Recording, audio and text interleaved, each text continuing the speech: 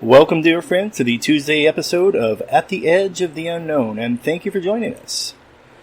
Now, today I'd like to share a little something with you about empires. They rise, they fall, they strike back.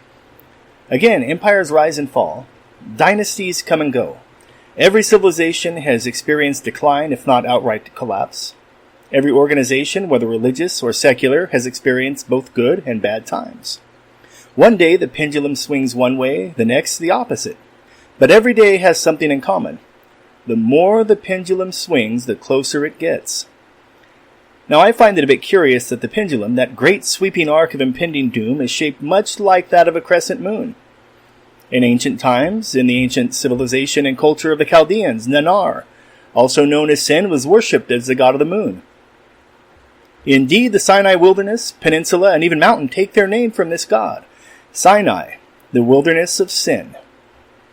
And just like the pendulum, sin grows ever closer as we struggle in futility against our bonds. Some of us, though not of our own power, are able to break such bonds and escape our fate. Others, sadly, do not. Abraham, the father of many nations, indeed, oftentimes referred to as the father of our faith, came from Ur of the Chaldees. Our spiritual progenitor was in essence Babylonian. And when Almighty God called him out, was he aware that one day his descendants would return there not as rulers and conquerors, but as captives of one of the greatest conquerors and kings the world has ever seen? Full circle. From Babylon to the plains of Canaan, to Egypt, to the wilderness, back to Canaan and to their own nation of Israel, and once again to Babylon. Disgraced, in fetters of iron and chains unbreakable, the choicest of the nation were led away, their king blinded, and their great temple in utter ruin. Its treasures carried off as spoils of war. The great Ark of the Covenant never to be seen again. No mercy seat upon which to sprinkle the innocent blood of the sacrificial animal for the atonement of sins. Israel had turned away from the God of their fathers, the great patriarchs, and back towards the pagan gods of their ancestors. Gods which represented the evil nature inherent in the wicked and unrenewed acts and minds of mankind. Mighty empires rise and fall. Babylon, the Medo-Persian Empire. Even Greece, with Alexander the Macedonian leading them.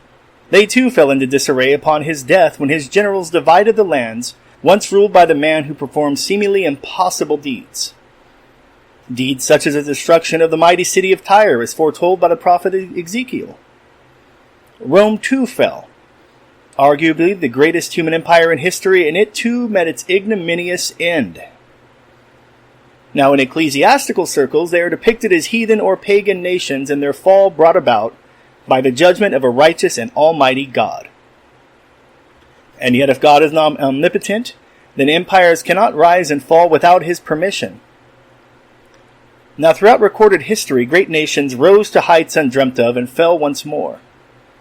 Rulers who thought they had ascended to godhood came crashing to meet their own mortality. Israel was not dealt its final blow by worldly rulers, but by a sovereign God who grew weary of their wicked ways. And many of these great empires brought about their own destruction by overreaching and exceeding the bounds of morality and human decency, glutting themselves instead on the treasures that belong in the hands of others, whether righteous or wicked, for good or for ill.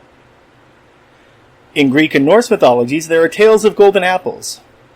In two of the most famous myths, golden apples were used for two things.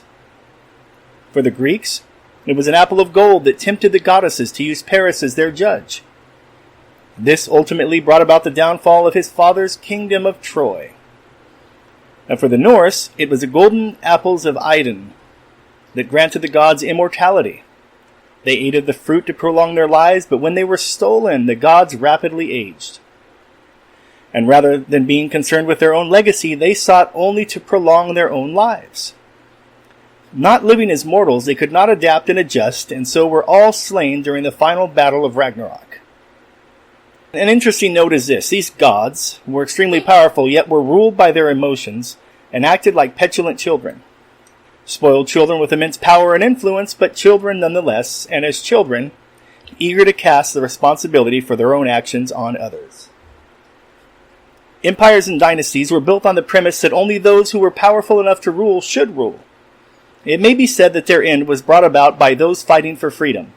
Or perhaps it was ungodly rebellion and that they were defeated by free will and the unruly persons who exercised it. The truth is, these mighty empires were doomed the moment they sought to suppress and subjugate that same free will. Mankind was not made for subjugation. We were not created to be manipulated and led by the nose like some bull ensnared by an insignificant brass ring. There are two types of people. Those for whom, when the time comes, realize that the pain can only grow so great, and they tear free of their brazen prison, scarred perhaps, but free. Their scar is a reminder of the cost of that freedom. And then there are those who become accustomed to it. Those who fall into the category of the latter do not seem to want their freedom. Rather, they've negotiated with their captors and have compromised their freedom and their free will, and in so doing, any self-control, morals, and good judgment.